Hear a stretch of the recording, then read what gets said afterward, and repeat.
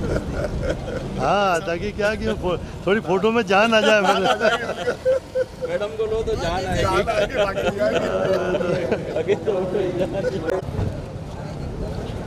Very good.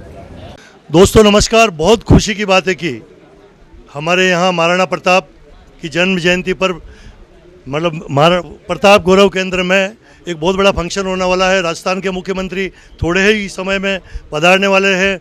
लेकिन एक और खुशी की बात यह है कि जो अयोध्या में राम मंदिर बना है, भगवान राम की जो चित्र है, जो मूर्ति है, उस मूर्ति बनने से पहले एक बहुत शानदार खूबसूरत एक तस्वीर बनाई गई। हूबहू उसी तस्वीर के सहारे अयोध्या में जो काले पत्थर की रामलला की मूर्ति है वो बनाई गई है।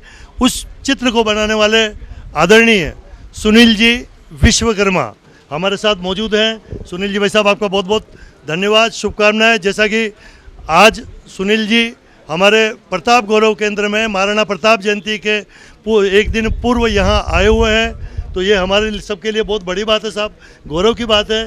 तो ये जो इतना बढ़िया सुंदर चित्र आपने बनाया, क्योंकि हमारे चैम्बर ऑफ कॉमर्स के ये बांगीलाल जी लुणावत भी है, हमारे डॉक्टर साहब भी है, लाखन जी पोसवाल साहब आगे, ये बहुत बड़े जुड़े हुए हैं साहब, हमारे हेडअप है। तो आदरणीय भाई साहब, ये कल्पना आपने कैसे की जो पूरे वर्ल्ड के लोग उस मूर्ति को देख रहे हैं?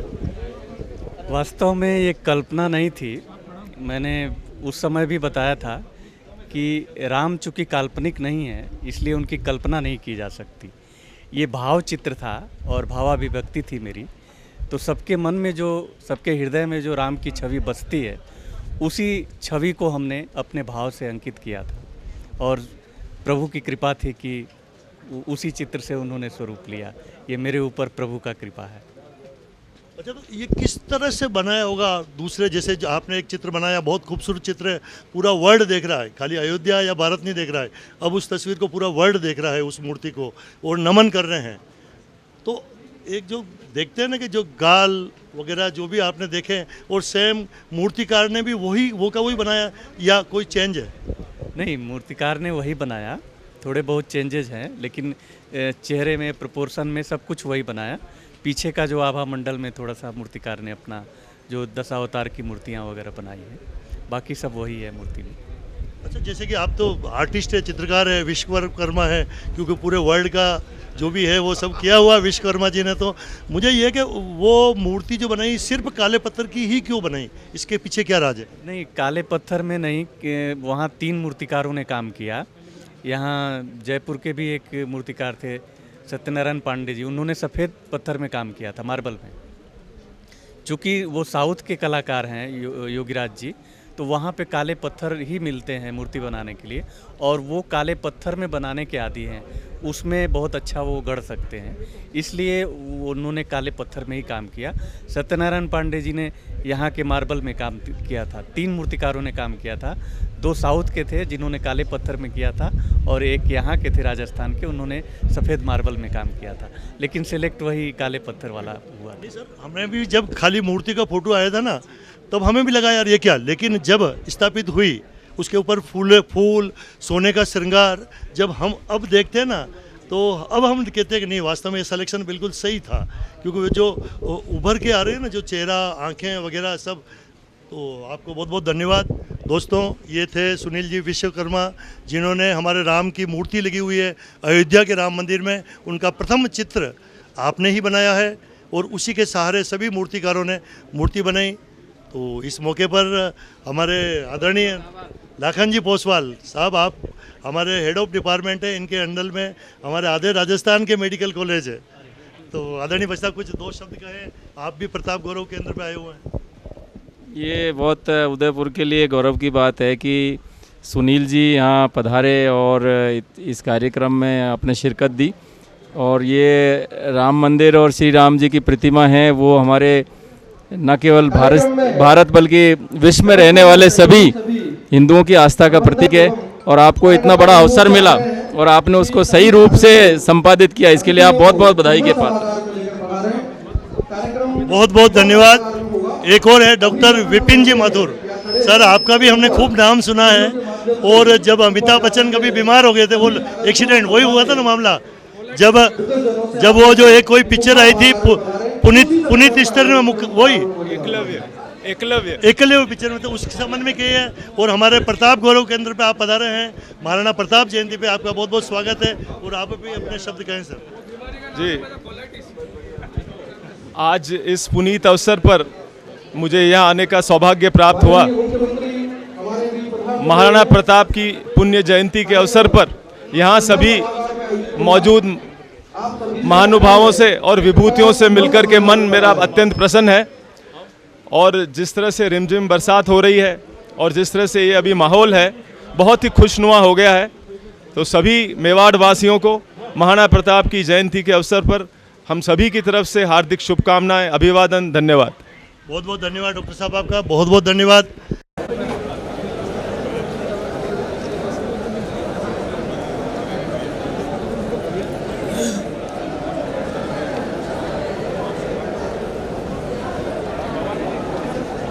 आदरणीय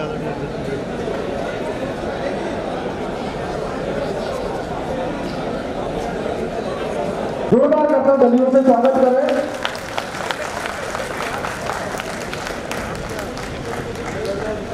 मैं माननीय मुख्यमंत्री श्री भजन राम जी शर्मा, माननीय डॉक्टर कृष्ण गोपाल जी, प्रोफेसर पद्मश्री प्रकाश जी शर्मा से आग्रह करता हूं, आदरणीय रमेश जी जैन, आदरणीय श्रीमान गौतम जी दत्त से आग्रह करता हूं कि कृपया मंच पर अपना स्थान ग्रहण करें। एक बार जोर से उद्घोष करेंगे, बोलिए भारत माता की, भारत माता की, भारत माता की, महाराणा प्रताप की, महाराणा प्रताप की, महाराणा प्रताप की। मैं मंचस्थ अतिथियों से आग्रह करता हूं, कृपया दीप प्रज्वलन के लिए भारत माता के प्रतिमा एवं महाराणा प्रताप की प्रतिमा के लिए दीप प्रज्वलन हेतु पधारे हैं।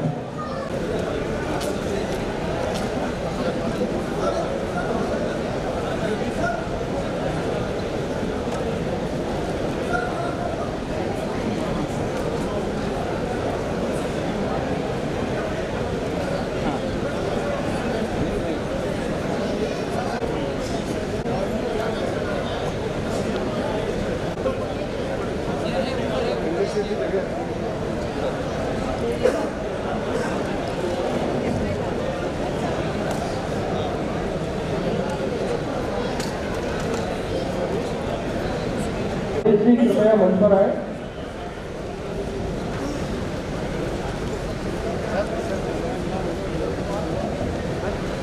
भारतीय संस्कृति की परंपरा का निर्वहन करते हुए अब हम कार्यक्रम को आगे ले जा रहे हैं। दीप प्रज्वलन करता हूं।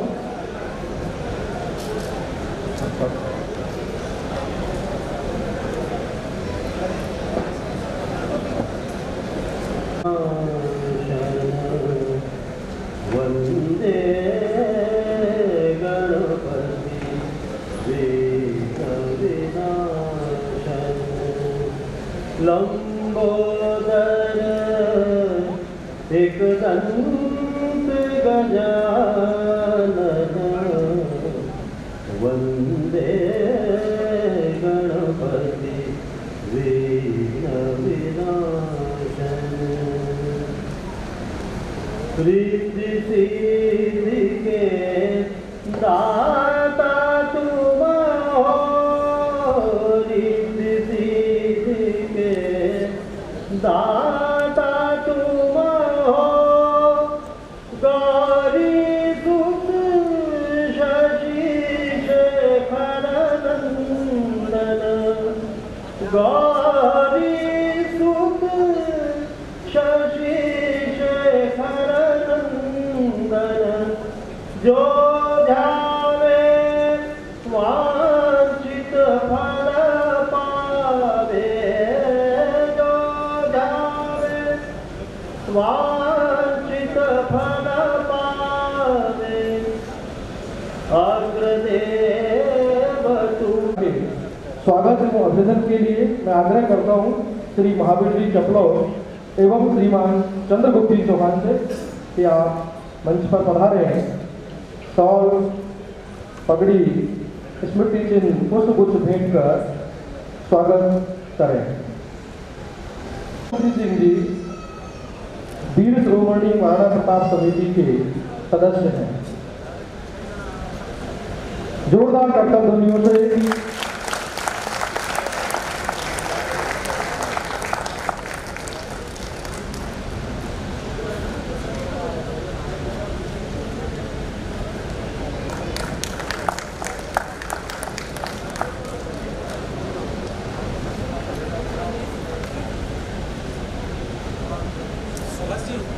माननीय यशस्वी मुख्यमंत्री श्री बनवारीलाल जी शर्मा का स्वागत करते हुए हमारे समिति के सदस्यगण,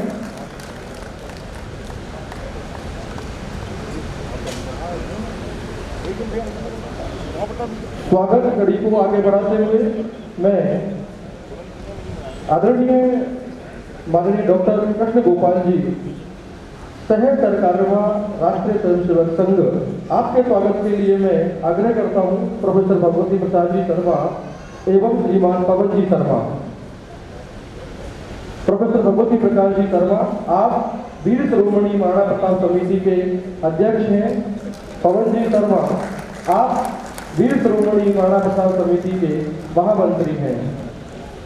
माननीय कृष्ण गोपाल जी लंबे समय से प्रचारक जीवन में है, प्रांत प्रचारक, क्षेत्रीय प्रचारक, ऐसे अनेक दायित्वों का निर्वहन करते हुए अभी सह सरकारवा के रूप में जोरदार करतबध्वनियों से स्वागत।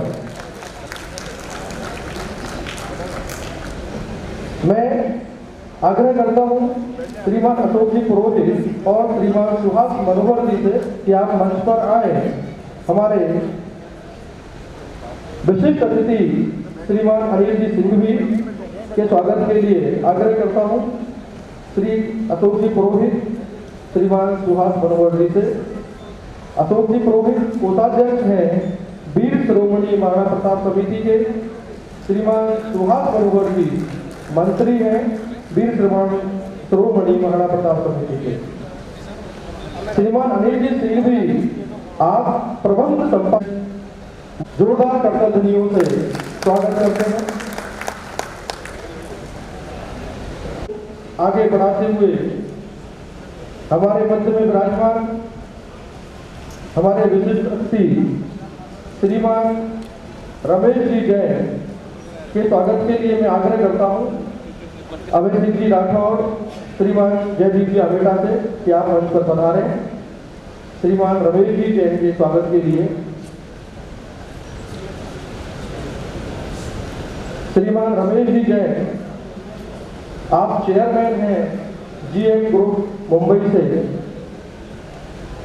अभय सिंह जी सदस्य हैं वीर शिरोमणि महाराणा प्रताप समिति के। जयदीप जी सदस्य हैं वीर शिरोमणि महाराणा प्रताप समिति के। जोरदार करतबध्वनि से स्वागत करते हैं आदरणीय श्री रमेश जैन साहब का।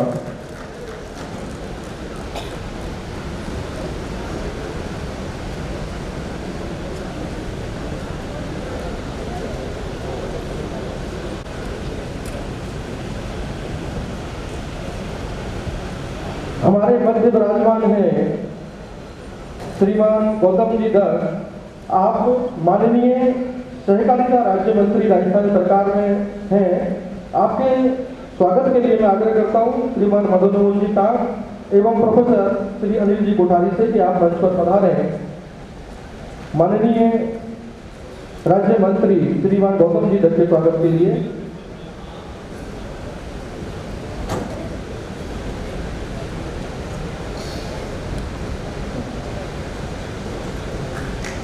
जोरदार करतबध्वनियों से स्वागत।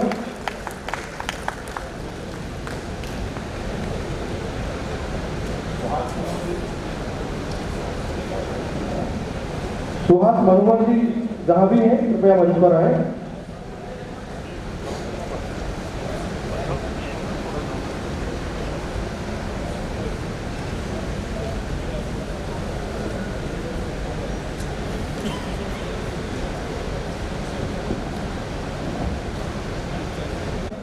मंत्री श्री बाबूलाल जी खराड़ी के स्वागत के लिए मैं आग्रह करता हूं प्रोफेसर मदन सिंह जी राठौर से कि आप मंच पर पधारें।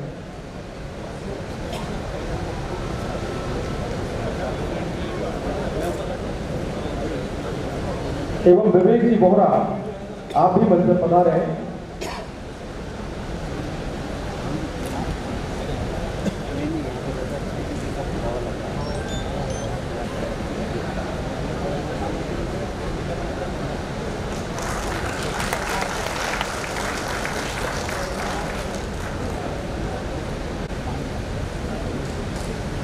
श्रीमान बाबूलाल जी मराठी, आप राजस्थान सरकार में माननीय मंत्री हैं, जनजाति विभाग मंत्री, आपका जोरदार करतल ध्वनियों से स्वागत।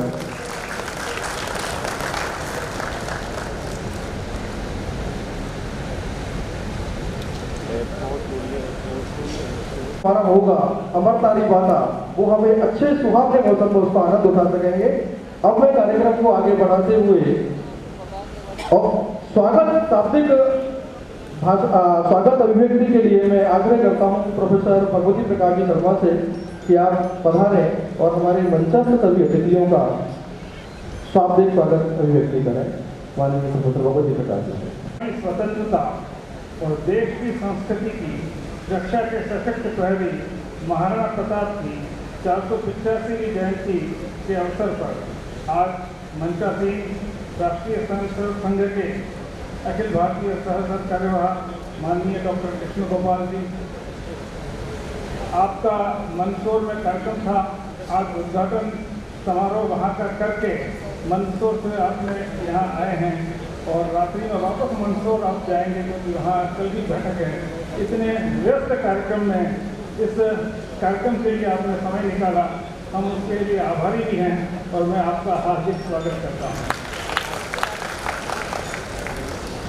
हमारे प्रदेश के यशस्वी मुख्यमंत्री माननीय श्रीमान भजन लाल जी शर्मा, आप भी अति व्यस्त कार्यक्रम में और हम कई बार अन्य मनुष्य थे कि प्रभाव बन पाएगा नहीं बन पाएगा, लेकिन जिस सहजता से आपने इस कार्यक्रम के लिए अनुमति दी और उसके बाद अपनी सारी व्यस्तताओं के उपरांत भी आपने समय निकाला और यहाँ पधारे और यहाँ वर्षा से कोई अव्यवस्था के बाद भी हमारे बीच मंचासीन हैं, तो माननीय मुख्यमंत्री महोदय का भी मैं हार्दिक स्वागत करता हूँ।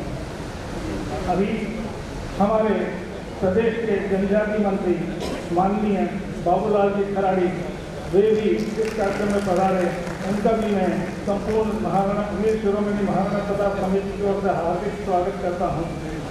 हमारे सहकारिता राज्य मंत्री आदरणीय गौतम जी दत्त ने भी एक सहज टेलीफोन कॉल पे जो अनुमति दी थी सहजता और सदाचारिता के साथ, मैं उनका भी आभार व्यक्त करते हुए आज के कार्यक्रम में आप सब लोगों की ओर से और वीर शिरोमणि महाराणा प्रताप समिति की ओर से हार्दिक स्वागत करता हूँ। आज हमारे बीच जी ग्रुप के मुंबई के चेयरमैन रमेश जी जैन विद्यमान हैं, वो भी इस कार्यक्रम के निमित्त पधारे, उनका हार्दिक स्वागत करता हूँ।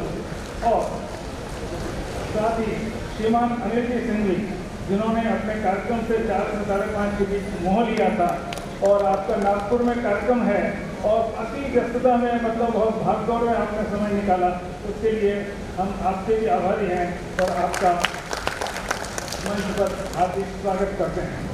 नागरिक, राजनीतिक कार्यकर्ता, जनप्रतिनिधि, विधायक, राज्यसभा सदस्य के गणमान्य सैन्य अधिकारी, शिक्षाविद और भी विभिन्न वर्गों से जो बंधु और बहनें यहाँ पधारे हैं, उन सभी का वीर शिरोमणि महाराणा प्रताप समिति की कार्यकारिणी और सभी साधारण सभा के सदस्यों की ओर से मैं हार्दिक स्वागत करता हूँ। इसके अतिरिक्त यहाँ प्रशासनिक अधिकारी, माननीय मुख्यमंत्री जी के स्टाफ में जो बंधु हैं और भी यहाँ पर जो सभी बंधु और बहनें विराजमान हैं जो वीर शिरोमणि महाराणा प्रताप समिति के निमंत्रण पर यहाँ पधारे हैं, उन सबका हार्दिक स्वागत करता हूँ। यह एक ऐसा पल है, मैं केवल यह स्मरण दिलाना चाहता हूँ कि 1575 में प्रयाग का नाम इलाहाबाद कर दिया, तो हम आज़ादी के 70 वर्ष बाद उसे बदल पाए। अकबर ने 1576 में उदयपुर का नाम मोहम्मदाबाद कर दिया था, उसके सोने चांदी के सिक्के भी बंटवा दिए थे, लेकिन ये महाराणा प्रताप का शौर्य था कि जिससे कि वह मोहम्मदाबाद नाम नहीं कर पाया, तो आज हम उदयपुर में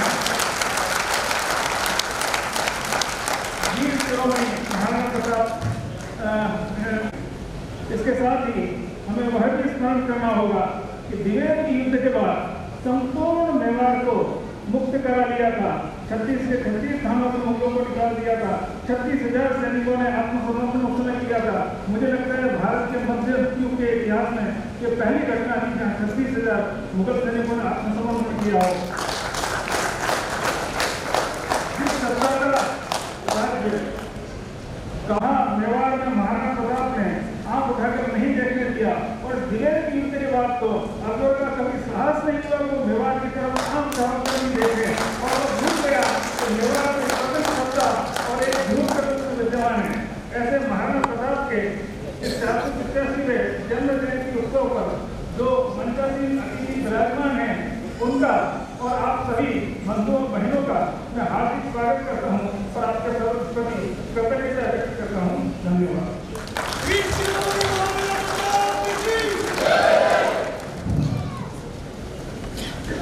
हाल ही के राष्ट्रीय पर्यटन मंत्री के रूप में हमारा मार्गदर्शन करते हैं। मैं कार्यक्रम को आगे बढ़ा रहा हूँ। इस 4 दिवसीय कार्यक्रम में 6 जून से ये कार्यक्रम प्रारंभ हुआ। 5 प्रकार की 5 विधाओं की राष्ट्रीय कला, चित्रकला प्रदर्शनी, लघु फिल्म निर्माण, भाषा के मान्यवर सह कार्यवाह डॉक्टर कृष्ण गोपाल जी, श्रीमान अनिल जी सिंघवी, प्रबंध संपादक डी बिजनेस, श्रीमान Ramesh ji Jain, DM group Mumbai, Babulal ji Ferrari, हम सबके सबकी संभाल करने वाले ऐसे और राजस्थान सरकार के मंत्री, जनजाति मंत्री, और श्रीमान गौतम जी दत्त, राज्य मंत्री राजस्थान सरकार, सहकारिता राज्य मंत्री राजस्थान सरकार। महाराणा प्रताप जयंती समारोह के इस अवसर पर विभिन्न प्रकार के जो कार्यक्रमों की भी चर्चा की है, उन कार्यक्रमों को लेकर बहुत प्रारंभ से हम लोगों ने एक विचार किया कि प्रताप जयंती समारोह जो है वो केवल औपचारिकता मात्र नहीं बने, तो महाराणा प्रताप स्वयं जिन आदर्शों पर चले थे, महाराणा प्रताप ने स्वयं जिस प्रकार के प्रतिमान हमारे सामने उपस्थित किए थे, आज उन्हीं बातों को पुनर्रेखांकित करने की और पुनर्स्मरण करने की आवश्यकता है। जहां तक हम सुनते हैं महाराणा प्रताप को हम हल्दी घाटी और अधिक से अधिक दिवेर युद्ध तक भी जानते हैं, पर वास्तव में महाराणा प्रताप केवल एक योद्धा मात्र नहीं थे। तो महाराणा प्रताप एक कूटनीतिज्ञ थे। महाराणा प्रताप की जो गुप्तचर सेना थी वो जबरदस्त थी, उसका जवाब नहीं था।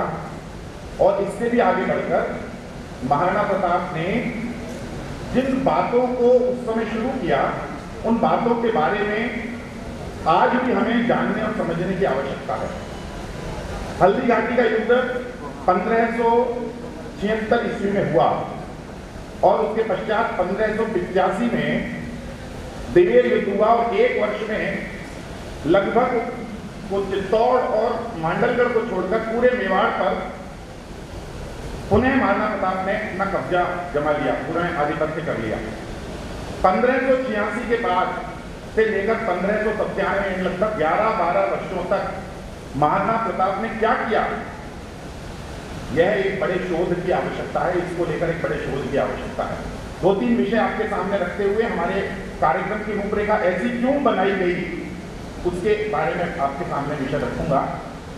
महाराणा प्रताप के समय में एक ग्रंथ की रचना की गई जिसका नाम है विश्ववल्लभ। यह जो विश्ववल्लभ नाम का ग्रंथ है, इसमें कृषि सुधार, मृदा सुधार और भूमि सुधार को लेकर अनेकों प्रयोगों का वर्णन है, अनेकों प्रकार के विधाओं का वर्णन है, अनेकों सिद्धांतों का वर्णन है। आज भी भारतवर्ष ही नहीं तो विश्व के वैज्ञानिकों के लिए शोध का विषय है कि उस समय उन्होंने किस प्रकार की जो विधाएं, किस प्रकार की जो पद्धतियां जो उस विश्ववल्लभ ग्रंथ की चित्रकला शैली है, ये चावंड में जब महाराणा प्रताप ने चावंड को राजधानी बनाया उसी समय विकसित हुई। तो जिस चित्रकला शैली को मेवाड़ चित्रकला शैली के नाम से जाना जाता है, उसको प्रारंभ करने वाले थे महाराणा प्रताप। तो महाराणा प्रताप ने चित्रकला शैली की प्रारंभ की, यह एक और नवाचार था। हम में से जिन लोगों को चावंड जाने का अवसर मिला होगा, उन्होंने संभव से चावंड में जहां महाराणा प्रताप रहते थे, जिस स्थान पर वो निवास करते थे उस महल को देखा हो। उस महल के खंडहर ही आज बचे हुए हैं, लेकिन जब उन खंडहरों को देखते हैं तो हमें ध्यान आएगा उसमें बहुत वैज्ञानिक तरीके से, वैज्ञानिक पद्धति से पानी को लिफ्ट करने की व्यवस्था और उसके फिल्टर करने की व्यवस्था बनाई गई है। और यहाँ तक भी चिन्हित करके गए कि कहाँ कहाँ कैसे कैसे उदयपुर बसाया जाएगा, किन गाँवों को एक्वायर किया जाएगा, किन गाँवों को संरक्षित किया जाएगा, और सारी रचना वो बना कर गए। लेकिन उसका असल काम, धरातल पर काम, कैसे भूमि को समतल करना है, किन स्थानों पर कौन से महल बनने हैं, किन किन जगहों पर कैसे कैसे विकास की प्रक्रिया को खड़ा करना है, ये सारा काम करने का जो अवसर महाराणा प्रताप को मिला, उन्होंने उसको गंवाया नहीं और उसको बड़ी शीघ्रता के साथ पूरा किया। ये संयोग की बात है कि 1591 ईस्वी में महाराणा प्रताप आदरणीय बजट डाल दीजिए।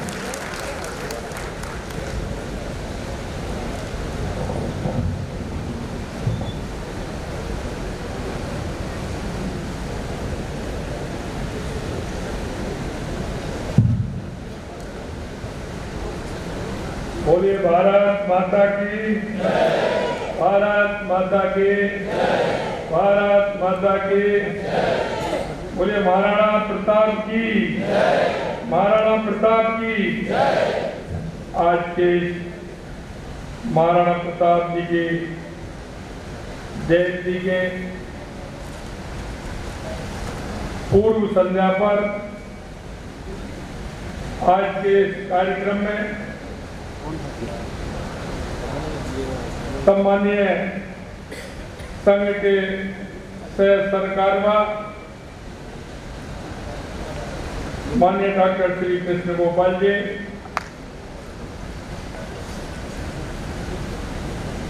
इस महाराणा प्रताप वीर शिरोमणि महाराणा प्रताप समिति के अध्यक्ष श्री भगवती प्रसाद जी शर्मा साहब, जी बिजनेस के प्रबंध संपादक अनिल सिंघवी जी, श्री रमेश जी जैन साहब चेयरमैन जीएम ग्रुप मुंबई, हमारी कैबिनेट में हमारे साथी कैबिनेट मंत्री भाई बाबूलाल जी खराड़ी साहब, कैबिनेट में हमारे साथी भाई गौतम दत्त जी,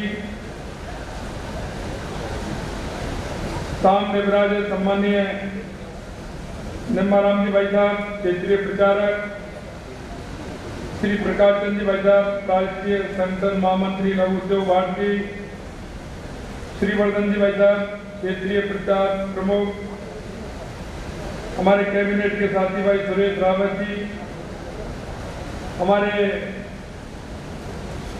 धरोहर प्राधिकरण के अध्यक्ष ओंकार सिंह जी लाखावत साहब, हमारे विधायक फूल सिंह जी मीणा साहब, ताराचंद जी जैन साहब, अमृत जी मीणा साहब, उदयलाल जी गांधी साहब और सभी इस कार्यक्रम में आए मेरे पूजारियों, बुजुर्गों, नौजवान दोस्तों, माता और बहनों, सबसे पहले तो मैं आज इस प्रताप गौरव केंद्र पर आकर जिस गौरव का अनुभव और अनुभूति हो रही है उसे शब्दों में कहना असंभव है।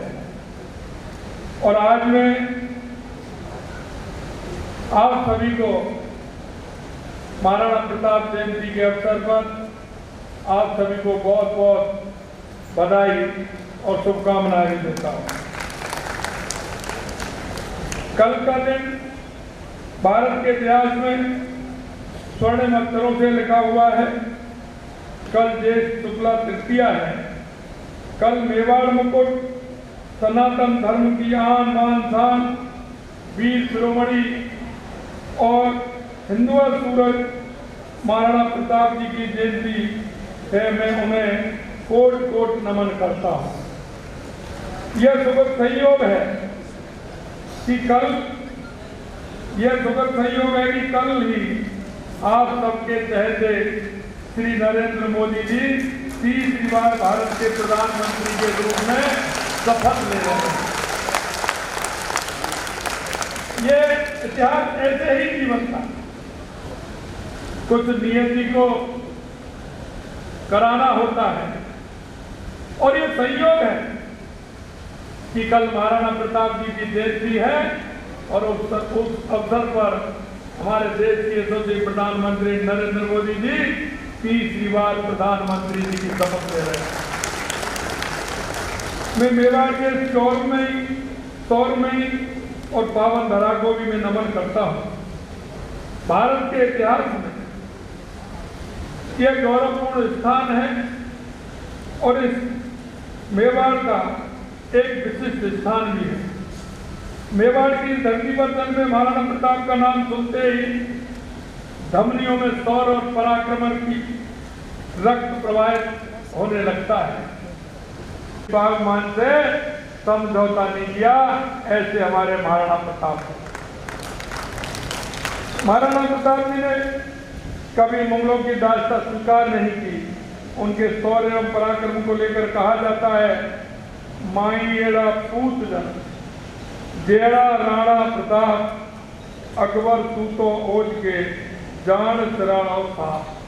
यानी अर्थात ऐसे पुत्र माता ऐसे पुत्रों को जन्म दे जैसे राणा प्रताप, जिनको अकबर सिराने का सांप समझकर सोता हुआ भी चौंक पड़ता था, ऐसे महाराणा प्रताप थे।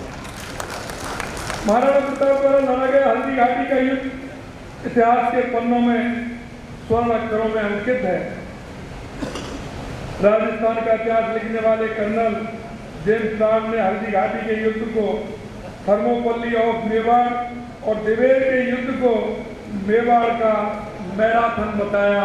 कितने बड़े वो योद्धा थे जिन्होंने जिस तरह की उस समय के कर्नल जेम्स लॉर्ड ने उनको रहसी धरा खप जाती खुरसान अमर विश्व भर उबरे राग नेहत दौरान।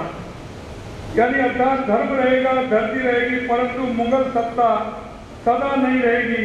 अपने भगवान पर भरोसा करके राणा ने अपने सम्मान को अमर कर दिया है। ये पंक्ति उसने कही। जिस प्रकार प्रभु राम की कथा हनुमान जी महाराज के बिना अधूरी है, उसी तरह पीरों के सिरमौर महाराणा प्रताप की शौर्य गाथा भी उनके घोड़े चेतक के बिना भी पूरी नहीं हो सकती है।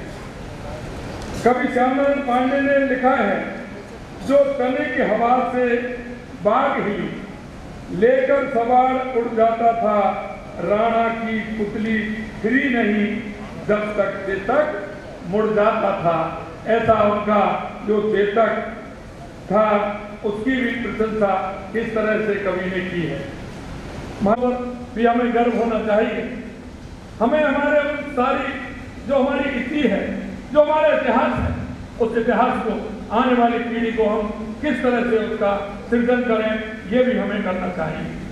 क्योंकि हमारी जो धरती है, हमारा इतिहास है, उस इतिहास पर हमें जब हम पढ़ते हैं तो हमें गर्व होता है। लेकिन आपने देखा है जिस तरह से एक इतिहास को तोड़ मरोड़ करके और प्रेरित किया जाता है, हमें उनसे भी जिस तरह से उन्होंने किया है उन गलतियों को भी हमें सुधारने की आवश्यकता है।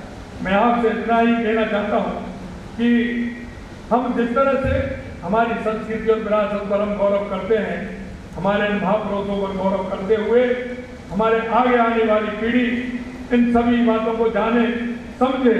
और इस तरह के ये कार्यक्रम होते हैं, इस तरह के हमारे ये संस्थाएं होती हैं, इस तरह के हमारे पैनोरमा होते हैं, ये आने वाली पीढ़ी को हमारे उस रास्ते को कि किस तरह से हमारे पूर्वजों ने हमारे लिए, क्योंकि ये हमारे लिए किया स्वतंत्रता का आंदोलन, हजारों सालों की गुलामी जिससे हमें निजात दिलाने का काम हमारे पूर्वजों ने किया।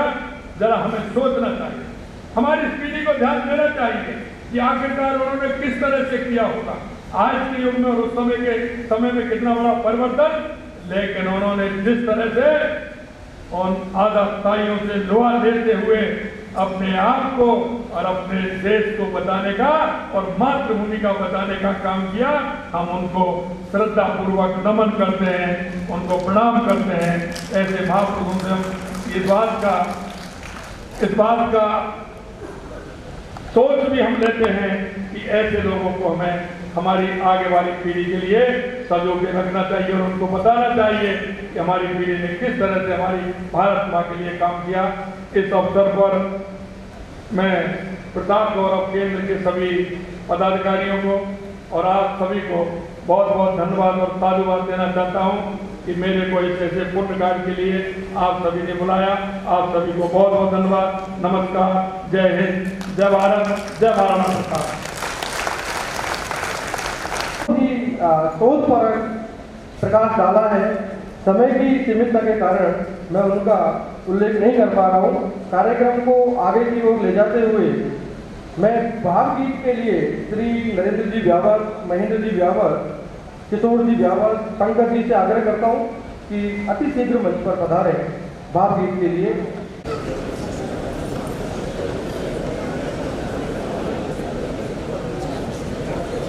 नमस्ते।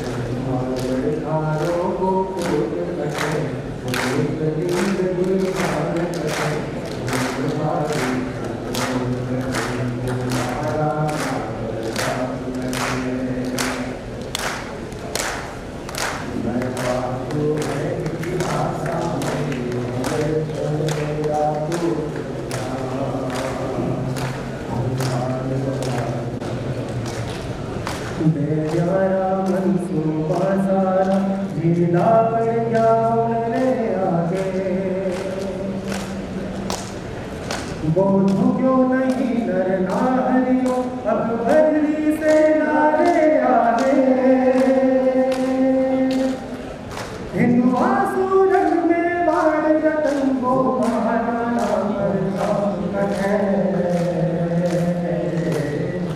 मायर भालो वो एक लिंग दीवान कहे वो बारी से मोर कहे वो महाराणा प्रताप कहे। आगे उनका आगे आगे के सर्वतन भूमि तीरथ भूमि दर्शन करवा मर्दन सारे। उन वीर मारी आगा हिंगड़ा में जोश लगा जाने। उन स्वामी भक्त चेतन मीठा पाठक तबली आवाज कहे।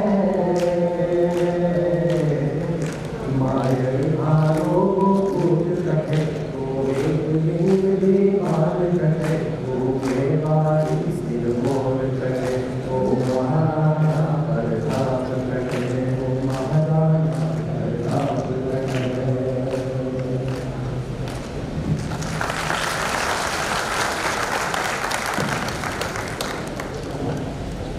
धन्यवाद नरेंद्र जी।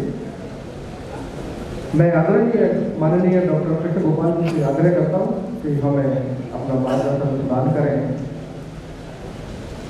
माननीय पर विकट संकट आता है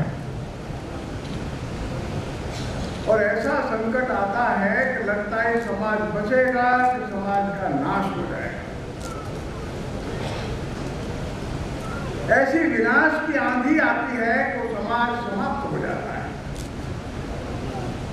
बर्बर जातियां जो सभ्यता और संस्कृति के नाम पर कुछ नहीं जानती, केवल लड़ना जानती हैं, अत्याचार करना जानती हैं, वे तूफान की तरह बड़ी बड़ी सभ्यताओं को समाप्त कर देते हैं।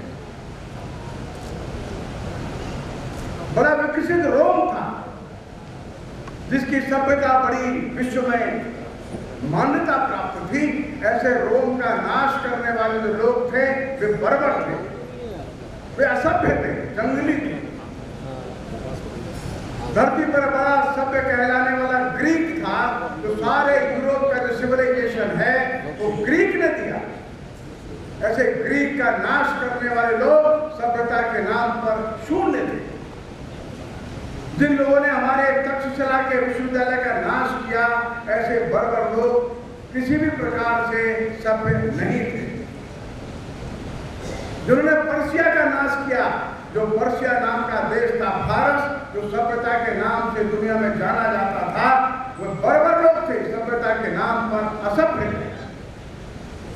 ऐसी आंधियां कभी कभी दुनिया में उठती हैं और कहे जाने वाले सभ्य समाज को समाप्त कर देते हैं। भारत एक ऐसा देश है जिसकी दीवार पर, जिसकी सीमा पर टक्कर मारने वाली ऐसी अनेक जातियां आई जो बर्बर थी, असभ्य थी, क्रूर थी, अत्याचारी थी, और सारे देश को समाप्त करने का जिन्होंने प्रयत्न किया। भारत ने उनसे संघर्ष किया है। ये संघर्ष कोई दिन दो दिन का नहीं था। उन बर्बर और सभ्य कहलाने वाली जातियां सारे हिंदू समाज और देश का नाश करने का संकल्प लेकर के आ रही थी। उनके सामने जो हिम्मत से खड़े हुए, उनका नाम है राणा प्रताप।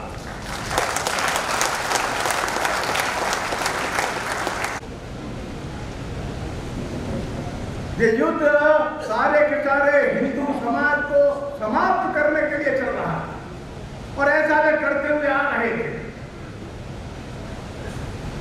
11वीं शताब्दी के बाद जो आक्रमण शुरू हुए, और जिन लोगों ने आक्रमण किए, वे सारे दुनिया के उन देशों में वहां के समाज को समाप्त करके आए थे। उनका संकल्प केवल शासन करना नहीं था, उनका संकल्प था यहाँ के धर्म, संस्कृति, समाज को पूरी तरह से नाश कर दे। इसके विरुद्ध कौन खड़ा हो? उसके विरुद्ध खड़े हुए राणा प्रताप। राणा प्रताप का साम्राज्य कोई बहुत बड़ा साम्राज्य नहीं था। हल्दी घाटी का युद्ध कोई बहुत बड़ा युद्ध नहीं है। 5-7 हजार की सेना राणा प्रताप के साथ थी, लड़ रही थी, लेकिन अकबर के पास जो सेना थी वो 6 लाख की, जो दिल्ली और आगरा में खड़ी थी। वो 6 लाख की सेना में से 10-20 हजार यहाँ भेजता है, फिर और भेजता है, फिर और भेजता है।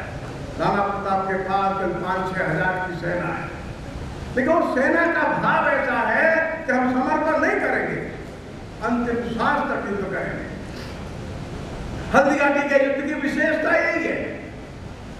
यह एक तरफ वे लोग लड़ रहे थे जो अपने अस्तित्व, अपना धर्म, अपनी संस्कृति, अपने बच्चे, अपनी माता और बहनों की सुरक्षा के लिए लड़ रहे थे, और एक और लड़ रहे थे वे जो अपने साम्राज्य के विस्तार के लिए लड़ रहे थे और हिंदू समाज का सर्वनाश करने के लिए लड़ रहे थे। ये युद्ध है, ये महत्व है राणा प्रताप। और इसलिए सारे देश भर में कुछ जो चेतक, मेवाड़, चित्तौड़, जौहर, राणा, ये नाम नहीं है, ये अपने आप में आवेश है। हर एक शब्द के पीछे एक इतिहास है, हर एक शब्द के पीछे एक जोश है, हर एक शब्द के, और वैसा सामर्थ्य है विश्व परिदृश्य में ये संभव ही नहीं है। सारा विश्व ऐसे शब्दों को कहीं से भी उत्पन्न नहीं कर सका जो इस धरती ने उत्पन्न किए हैं। जौहर नाम का शब्द सुनकर मन में क्या आता है? सारे दुनिया में अनेक प्रकार के युद्ध हुए हैं। एक समाज जीतता था, एक समाज हार जाता था। वहां की महिलाएं उनके साथ चली जाती थी, शादी विवाह हो जाते थे। लेकिन हमारे राजस्थान चित्तौड़ की महिला ने स्वीकार नहीं किया, उन्हें जौहर किया, और एक के बाद दूसरा, तीसरा जौहर किया। जौहर कोई सती नहीं, आजकल के वामपंथी इतिहासकार कहते हैं। जौहर की एक आग है, सारे हिंदुस्तान को स्वतंत्रता के पांडे की कविता जौहर पढ़ी थी कक्षा 9 में।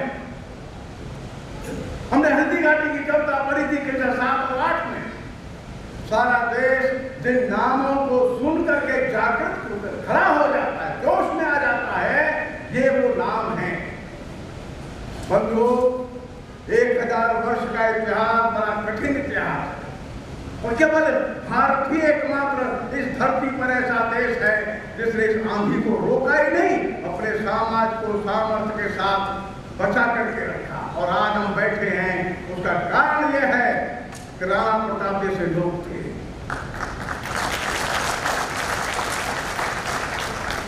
राणा प्रताप ने निर्णय लिया, नहीं, हम आत्मसमर्पण नहीं करेंगे। बाहर से आने वाले आतताइयों को, इन आक्रांताओं को, अत्याचारियों को यहाँ राज्य करने का कोई अधिकार नहीं। हाँ, ये बात सच है, उनका सामर्थ्य बहुत छोटा था, लेकिन राणा प्रताप का नाम सुनकर के बाद में महाराष्ट्र में मराठे खड़े हो गए, बाद में बुंदेले खड़े हो गए, उधर आसाम में अलग लोग खड़े हो गए। देश भर में आजादी की लड़ाई की जो आग है वो मिटने नहीं पाई, बुझने नहीं पाई। उसका कारण था राणा प्रताप जैसे लोग खड़े। और ये राणा प्रताप के राज्य के बारे में बताना ठीक है, अच्छी बात है, लेकिन बहुत छोटी बात है, ध्यान रखिए। उन्होंने सिंचाई की व्यवस्था करी, उन्होंने ये व्यवस्था करी, ये बहुत छोटी बात है। मुख्य बात जो उनके नाम से सारे दुनिया को दर्शाती क्या है, वो ये है अत्याचार के सामने समर्पण नहीं करना, अत्याचार के सामने कष्ट उठाने के लिए तैयार रहना, राजमहल के सुख वैभव छोड़ करके जंगल में चले जाना, किसी पेड़ के नीचे कुटिया बना करके रहना, जमीन पर सोना, अच्छे खाद्य पदार्थ, वस्त्र, आभूषण छोड़ देना। संपन्नता कितनी भी हो, वैभव कैसा भी हो, ज्ञान का अगाध भंडार हो, लेकिन समाज अगर संगठित नहीं रहता है तो फिर अपमानित तो होना पड़ता है। एक समय था जब सेल्यूकस आया ईसा से 300 वर्ष पहले, तो उस सेल्यूकस के खतरे को देख करके मगध का साम्राज्य सेना लेकर के सिंधु नदी के किनारे चला जाता है, 2500 किलोमीटर दूर, सारे देश के राजाओं को इकट्ठा कर लेता है। सेल्यूकस का वो बड़ा सेनापति सेल्यूकस पराजित होकर अपनी बेटी का विवाह करके वापस चला जाता है। ये देश की एकता का लक्षण था। हमारा देश हर क्षेत्र में विद्वान था, हर क्षेत्र में कीर्ति के कलश के रूप में था। हम व्यापारी बड़े अच्छे थे, वर्ल्ड इकोनॉमी में 30% शेयर होल्डर थे। हम ग्रंथ लेखन में महारत हासिल किए थे, आध्यात्मिक साधनाओं में ऊंचाइयां प्राप्त किए थे, बड़े बड़े भवनों के निर्माता थे, गायन और वादन, व्याकरण और साध। हमारा देश अब फिर से गणराज्य बन रहा है, हम स्वतंत्र हो गए हैं, लेकिन क्या हम पहले स्वतंत्र नहीं थे? हम स्वतंत्र थे। हमने स्वतंत्रता कैसे खोई? एक राजा पर आक्रमण हुआ और दूसरा राजा शांत बैठा रहा। एक राजा पर आक्रमण हुआ और एक दूसरे राजा के लोग उससे जाकर के मिल गए। ऐसे 6 उदाहरण डॉक्टर अम्बेडकर जी ने बताए, मैं उनका उल्लेख यहाँ नहीं करता, आपको मालूम है। ऐसा विघटित समाज, ऐसा असंगठित समाज, ऐसे पिछड़े हुए लोग थोड़ी सी सेना के सामने पराधीन होते चले गए, यह हमारा दुर्भाग्य था। बंधुओं मित्रों, समय अभी भी अच्छा नहीं है, समय अभी भी कठिन है। हमारे देश को देखकर दुनिया के अनेक देशों को जलन होती है, अनेक लोगों को ईर्ष्या होती है। और ये समाज का संगठित स्वरूप, समाज का एकात्म को एक रहना है, अन्यथा 800 वर्षों का गुलामी का काल, अपमान का काल अपने को ध्यान में रखना चाहिए। राणा प्रताप उस बात को बताते हैं, सैकड़ों हजारों वर्षों तक बार बार उनका जीवन इस बात का प्रतीक है कि थोड़ी सी कमी है और सैकड़ों वर्षों की गुलामी। दूसरी ओर हमारी विविधता हुई सामर्थ्य का भी प्रतीक, हमारी सामर्थ्य बिखर गई, इसलिए दोहर करना पड़ा। ईश्वर से प्रार्थना करिए, राणा प्रताप की भावना को मन में रखिए, हमारा समाज कभी भी विघटित न हो, टुकड़ों में न बटे, सामाजिक और राष्ट्रीय मुद्दों पर हमेशा एक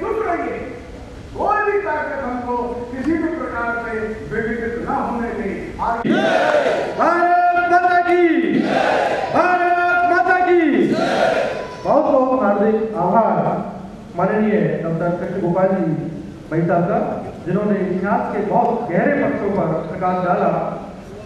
कार्यक्रम को आगे बढ़ाते मंच माननीय राज्य मंत्री माननीय नरेंद्र कालेवा सभी के औपचारिक आभार के लिए इस कार्यक्रम को तुरंत बाद में आभार प्रकट करने के बाद केवल मंच की व्यवस्था परिवर्तित होगी। कार्यक्रम का उद्घाटन हुआ है, हम उद्घाटन समारोह में यहाँ बैठे हैं, तो उद्घाटन इतना अच्छा है तो और कार्यक्रम बहुत अच्छा होने वाला है। व्यवस्था यथावत रहेगी। ऐसे ही अमरतारी बाबा का कार्यक्रम जो अभी शुरू होगा उसमें। दोस्तों नमस्कार। हमारे प्रताप गौरव केंद्र उदयपुर में महाराणा प्रताप जयंती के अवसर पर बहुत बड़े फेमस आदमी श्रीमान शांतिलाल जी गुलेचा साहब, कारण के जो आपका हम YouTube देखते हैं सर, कई सारी शिक्षा मिलती है। और हम सब लोग उदयपुर वासी, क्योंकि आप उदयपुर पधारे हैं महाराणा प्रताप जयंती पर, तो आपका उदयपुर में स्वागत है सर। और हम तो आप बड़े हैं, बहुत ज्ञानी आदमी हैं, तो सबसे पहले तो महाराणा प्रताप के बारे में भी आप हमें कुछ बतावें, फिर कुछ बातें और करेंगे, कारण के पूरे वर्ल्ड फेम है आप। ऐसा है कि महाराणा प्रताप के बारे में जितना उदयपुर वाले जानते हैं ना, मैं नहीं समझता कोई और जानेगा। पर मैं आपको शॉर्ट में एक बात बताता हूँ। महाराणा प्रताप भगवान तो नहीं थे, पर आज अगर हमको भगवान मंदिरों में मिलते हैं ना, उसका मेन कारण महाराणा प्रताप। 1000 साल तक अगर सिसोदिया वंश नहीं होता तो इन आक्रमणकारियों का कोई आदमी मुकाबला नहीं कर पाता। भगवान राम 64वीं पीढ़ी में हुए सूर्यवंश के, और ये महाराणा प्रताप 210वीं पीढ़ी के थे। तो ऐसे महान सूर्य को हम सलाम करते हैं। चलो आदरणीय शांतिलाल जी साहब, आपको बहुत बहुत धन्यवाद। हमारा मेवाड़ है, ये हमारे एक कवि अजाजी शत्रु भी है साहब, ये भी अच्छे कवि हैं। आदरणीय साहब, जिस तरह से आप एक संदेश देते हैं पूरे फैमिली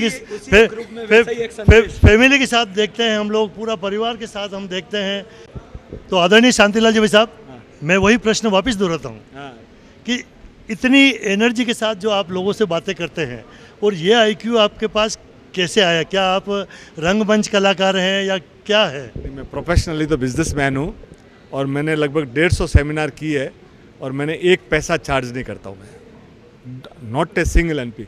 मेरा मिशन सिर्फ एक ही है कि हम नॉलेज ट्रांसफ़र करें। हमारे पास अगर कोई अच्छी चीज़ है तो लोगों तक पहुँचाए।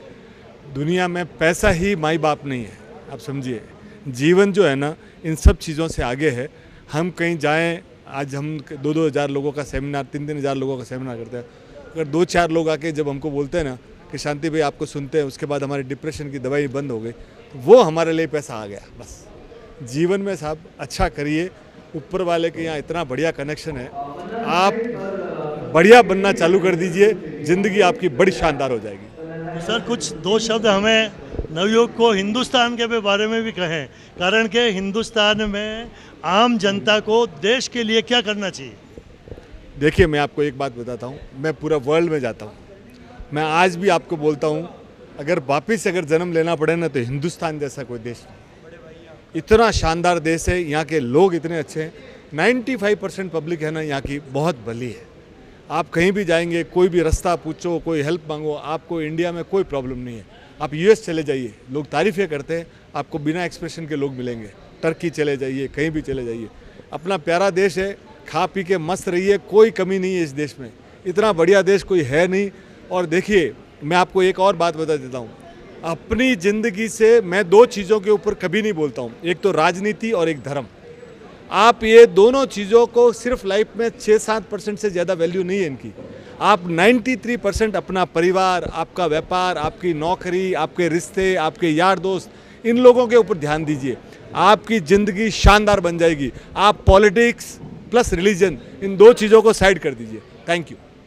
बहुत बहुत धन्यवाद आदरणीय शांतिलाल जी साहब को, आपका बहुत बहुत धन्यवाद।